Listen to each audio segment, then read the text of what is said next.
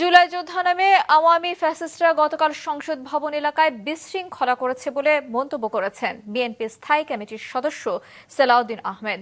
জিয়াউর রহমান ফাউন্ডেশনের ২৬তম প্রতিষ্ঠা বার্ষিকী উপলক্ষে সকালে রাজধানীতে মরহুম রাষ্ট্রপতি জিয়াউর রহমানের সমাধিতে শ্রদ্ধা নিবেদন শেষে তিনি এ কথা বলেন। সালাউদ্দিন বলেন, গতকাল জুলাই সনদ স্বাক্ষর অনুষ্ঠানের আগে যারা বিশৃঙ্খলা করেছে তারা শিক্ষার্থী নামধারী সন্ত্রাসী। এনসিপি সহ কয়েকটি রাজনৈতিক দল সনদে স্বাক্ষর না করলেও আগামী নির্বাচনে তা কোনো প্রভাব ফেলবে না। স্বাক্ষর না করা বড় কোনো ইস্যু নয় বলে মন্তব্য করে তিনি বলেন, স্বাক্ষরের সুযোগ উন্মুক্ত রয়েছে। যে সমস্ত বিশৃঙ্খলা হয়েছে আমরা খোঁজ নিয়েছি, এটা তদন্তনাধীন আছে।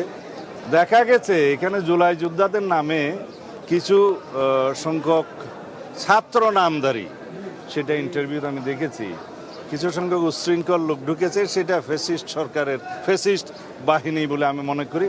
এবং আওয়ামী ফ্যাসিস্ট বাহিনী যে এখনও সমস্ত জায়গায় এই বিভিন্ন ফাঁকফোঁক করে বিশৃঙ্খলা সৃষ্টি করার চেষ্টা করছে, সেটা গতকালকেও দৃশ্যমান হয়েছে।